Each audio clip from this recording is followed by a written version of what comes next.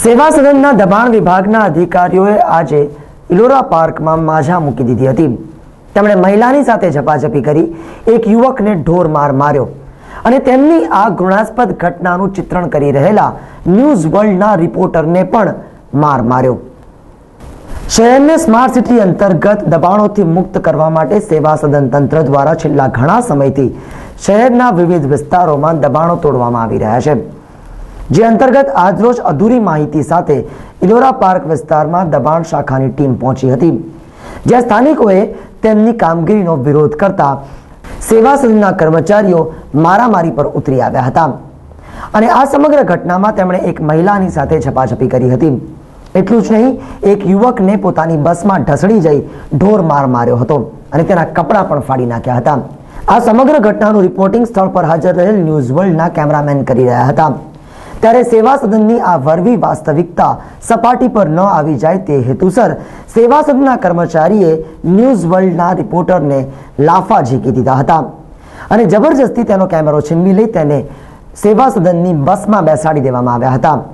Police ત્યાં આવ્યા બાદ તે રિપોર્ટરનો છુટકારો થયો હતો। ત્યારે અહીં પ્રશ્ન થાય કે બેફામ બનેલા આ સેવા સદનના કર્મચારીઓ ક્યારે અને કેવી રીતે કાબૂમાં આવશે? તેઓ પ્રજા પર અત્યાચાર ગુજારે છે અને સાથે સાથે તેમની સચ્ચાઈ બહાર લાવતા મીડિયા પર પણ અત્યાચાર ગુજારે છે। ત્યારે પ્રશ્ન થાય કે શું ખરેખર શહેરમાં લોકશાહી છે ખરી?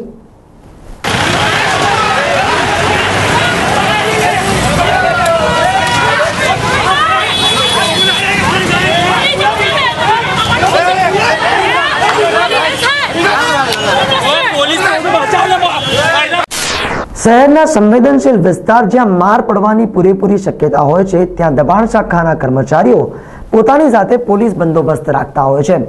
ત્યારે આજે શા માટે પોલીસ બંદોબસ્ત રાખવામાં ન આવ્યો તેવા સવાલો સ્થાનિકોમાં ચર્ચાનું કેન્દ્ર બન્યા છે। વડોદરા મહાનગર સેવા સદનના કરતા ધરતા માનનીય મ્યુનિસિપલ કમિશનર શ્રી વિનોદ રાવ સાહેબની સૂચના હેઠળ શહેરને સ્માર્ટ સિટી બનાવવા ડિમોલિશનની કામગીરી હાથ ધરવામાં આવી છે। છેલ્લા કેટલાય મહિનાઓથી શહેરભરમાં રોજ ક્યાંક ને ક્યાંક દબાણો તૂટી રહ્યા છે અને એ દરેક ડિમોલિશન ઓપરેશનમાં પોલીસ બંદોબસ્ત સાથે રાખવામાં આવે છે અને સેવા સદનના કર્મચારીને સુરક્ષા પૂરી પાડવામાં આવે છે। શહેરનો ઇલોરા પાર્ક વિસ્તાર શહેરના શાંત વિસ્તારોમાંનો એક છે, જ્યાં સૌજન્યશીલ પ્રજા રહે છે, જ્યાં ભૂતકાળમાં ક્યારેય પણ મારામારી કે રમખાણોના બનાવો બન્યા નથી।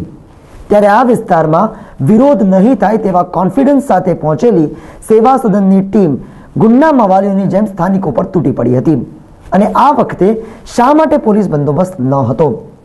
આ વિડીયો ફૂટેજમાં જોઈ શકો છો કે એક પોલીસ કર્મચારી દેખાય છે, પરંતુ તેણે સ્થાનિકોને બચાવવાની કોઈ કામગીરી ન કરી હતી અને તેનો જવાબ આજે નહીં તો આવતીકાલે જાહેર જનતાને પોલીસ કમિશનર અને મ્યુનિસિપલ કમિશનર બંને આપવો જ પડશે।